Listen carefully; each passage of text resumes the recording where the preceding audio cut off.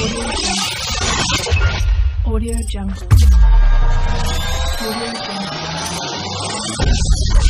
Audio Jungle. Hi friends, welcome to tech code channel. Friends, ఈరోజు మనం discuss చేసుకోబోయే lesson name ఏంటంటే HTML and CSS comments. So ఈ comments అనేవి ఏంటో ఇప్పుడు చూద్దాం. దీనికోసం మీరు ఏం చేస్తారంటే first note pad plus open చేసుకోండి.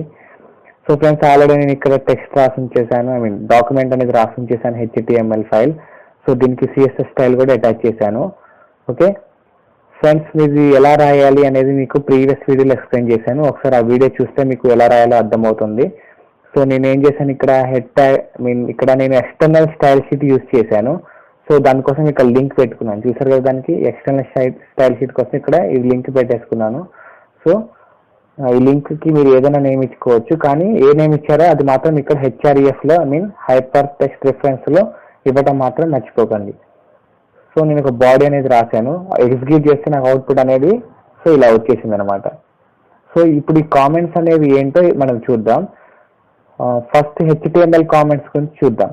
సో HTML కామెంట్స్ అంటే ఏంటంటే, అసలు కామెంట్స్ అంటే ఏంటి? ఇక్కడ మనకి HTML ఫైల్లో కామెంట్స్ అంటే ఏంటంటే ఏదైనా ఒక కోడ్ని ఎగ్జిక్యూట్ చేయకుండా ఆపేది అనమాట. సపోజ్ ఇప్పుడు నాకు ఈ ఫస్ట్ పారాగ్రాఫ్ ఉంది, this is a normal text అని ఉంది కదా.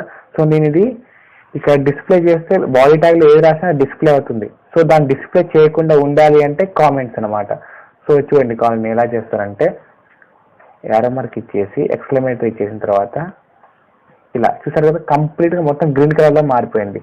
సో మీరు దీనికి ఎండ్ ఇవ్వలేదు అనుకోండి, ఆ కంప్లీట్గా అది మొత్తం కామెంట్లోకి వెళ్ళిపోతుంది. సో నాకు ఓన్లీ ట్యాగ్ ఒక్కటే వద్దు, ఫస్ట్ పీ ట్యాగ్ ఒక్కటే వద్దు, కాబట్టి మళ్ళీ ఎండ్కి వచ్చేసరికి ఇలా ఇచ్చేయాలి యారో మార్క్. సో చూసారు కదా, ఓన్లీ గ్రీన్ కలర్లో మారింది కదా. ఈ గ్రీన్ కలర్లో మారింది మనకి అవుట్పుట్లో ఎగ్జిక్యూట్ కాదు. కావాలంటే చూడండి, సేవ్ చేసి ఇక్కడ రీలోడ్ చేస్తున్నాను. చూసారు కదా, ఫస్ట్ పారాగ్రాఫ్ వెళ్ళిపోయింది, ఓన్లీ ఒక్క పారాగ్రాఫే ఉంది. So HTML and CSS comments ఈ ఒక్క పారాగ్రాఫే ఉందన్నమాట మనకి. సో ఇది కామెంట్స్ వల్ల యూజ్.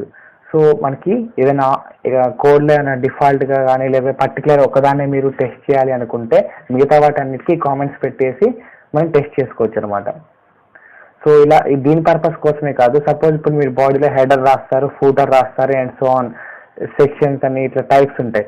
సో ఇవన్నీ మీరు బాడీలో రాసినప్పుడు ఏంటంటే ఆ బాడీలో పెద్దగా అయిపోతుంది కోడ్ అనేది. సో ఏ పార్ట్ ఎక్కడుందని తెలుసుకోవడానికి టైం పడుతుంది. అలాంటి దాన్ని మనం ఈజీగా ఓవర్కమ్ చేయాలి అంటే ఈ కామెంట్స్ అనేవి యూస్ఫుల్ అవుతాయి.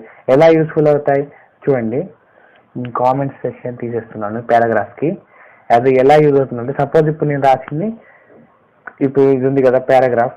సో నేను దీన్ని ఎలా ఇండికేట్ చేస్తాను, మనకి కామెంట్స్ అనేవి అవుట్పుట్లో కనిపించవు. సో దానికి మనకి ఇంకా అడ్వాంటేజ్ ఉంది. సో నేను ఇక్కడ ఏం రాస్తున్నాను, ఇట్లా ఇచ్చేసి పారాగ్రాఫ్ 1. సో ఎప్పుడైనా మీరు కోడ్ ఓపెన్ చేసి డిఫాల్ట్స్ కానీ ఏమైనా ఉన్నప్పుడు మీరు కోడ్ ఒకసారి చెక్ చేసుకునేటప్పుడు ఓపెన్ చేస్తే ఎక్కడ తప్పు ఉందో తెలుసుకోవడానికి కానీ లేదా మనకి ఏది ఎక్కడుంది, హెడర్ ఎక్కడుంది, ఫ్యూటర్ ఎక్కడుంది తెలుసుకోవడానికి ఈ కామెంట్స్ అనేవి చాలా యూజ్ అవుతాయి అనమాట. సో ఇక్కడ నేను రాసాను చూసారు కదా పారాగ్రాఫ్ 1 అని, ఇది మనకి డిస్ప్లే అవ్వదు. సో ఇది మనకి డిస్ప్లే అవ్వదు, ఓన్లీ చూసారా 2 పారాగ్రాఫ్ మాత్రమే డిస్ప్లే అయ్యాయి. సో కామెంట్ సెక్షన్ అనేది మనకి డిస్ప్లే అవ్వదు. ఇది HTML రాసే పద్ధతి. సో ఇక్కడ మీకు ఈజీగా అర్థమవుతుంది పారాగ్రాఫ్ 1 అని. సో నెక్స్ట్ ఇది పారాగ్రాఫ్ 2 కాబట్టి మళ్ళీ కామెంట్స్ ఇచ్చేసి పారాగ్రాఫ్ 2 అని రాస్తారు, పారాగ్రాఫ్ 2. సో ఇది కామెంట్స్ అనమాట.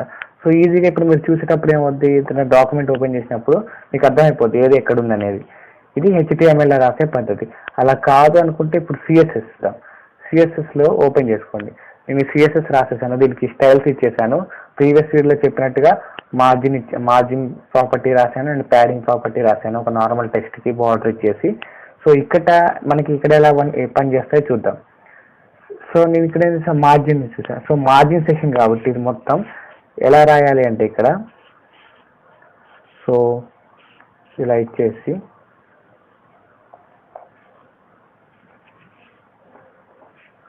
వీటి మధ్యలో రాయాలన్నమాట. ఏం రాస్తారు, ఇది మార్జిన్ సెక్షన్ కాబట్టి మార్జిన్స్ ఇలా ఇచ్చేసి నెక్స్ట్ ప్యాడింగ్ సెక్షన్ వేరే ఉంటుంది కదా. సో ఇక్కడ కూడా ప్యాడింగ్ సెక్షన్ కూడా సేమ్ ఇదే విధంగా చేసి సో ఇది ప్యాడింగ్. సో చూసారుగా సపరేట్ అయిపోయింది. ఇప్పుడు ఈజీగా అందరికి మార్జిన్స్ అంటే ఏంటి, ప్యాడింగ్స్ అంటే ఏంటి అనేది ఈజీగా మనకి అర్థమైపోతాయి అనమాట దీన్ని బట్టేసి. సో ఇప్పుడు మీరు సేవ్ చేసి రీలోడ్ చేస్తే అవుట్పుట్ ఎలాంటి చేంజ్ ఉండదు, కానీ మనకి చూడటానికి పర్పస్, రివ్యూ పర్పస్ మాత్రం మార్జిన్స్ అనేవి చాలా యూస్ఫుల్ అవుతాయి అనమాట. సో ఫ్రెండ్స్, ఇప్పుడు ఇక్కడ మార్జిన్స్ ఇలా ఉన్నాయి కదా, మనకి కోడ్ ఈ మార్జిన్ ప్రాపర్టీ అనేది మనకి కొద్దిసేపు ఆపేయాలి, ఎగ్జిక్యూషన్ ఆపేయాలి అనుకుంటే ఏం చేస్తారంటే ఈ చివరి ఎండింగ్ ఉంది కదా, సో మీరు ఎండ్ ట్యాగ్ ఇవ్వాలి ప్రతి దానికి. ఒకవేళ మీరు ఎండింగ్ ఇవ్వలేకపోతే ఏమవుతుంది అంటే కంప్లీట్గా గ్రీన్ కలర్ వచ్చేస్తుంది. సో ఇక్కడ గ్రీన్ కలర్ ఏం ఇండికేట్ చేస్తుంది, ఇది మొత్తం ఎగ్జిక్యూట్ కాకుండా చేస్తుంది. సో నాకు ఓన్లీ మార్జిన్స్ వరకే ఎగ్జిక్యూట్ కాకూడదు కాబట్టి అక్కడ దాకే వచ్చేసి ఎండ్ ఇచ్చేయాలి దానికి. సో ఇప్పుడు నాకేంటి, మార్జిన్స్ అనేవి పని చేయవు, ఓన్లీ ప్యాడింగ్ మాత్రమే వర్క్ చేస్తాయి. ప్యాడింగ్ అండ్ మిగతా స్టైల్స్ మాత్రమే వర్క్ చేస్తాయి.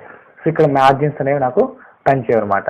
సో ఈ కామెంట్స్ అనేవి రిమూవ్ చేస్తే మళ్ళీ మనకి మార్జిన్స్ అనేవి పనిచేస్తాయి. ఓకే, మనకి మార్జిన్స్ అనేవి ఈజీగా పనిచేస్తాయి చూడండి. సో ఇలా అనమాట, కామెంట్స్ వల్ల మనకి చాలా యూజ్ ఉంది ఫ్రెండ్స్.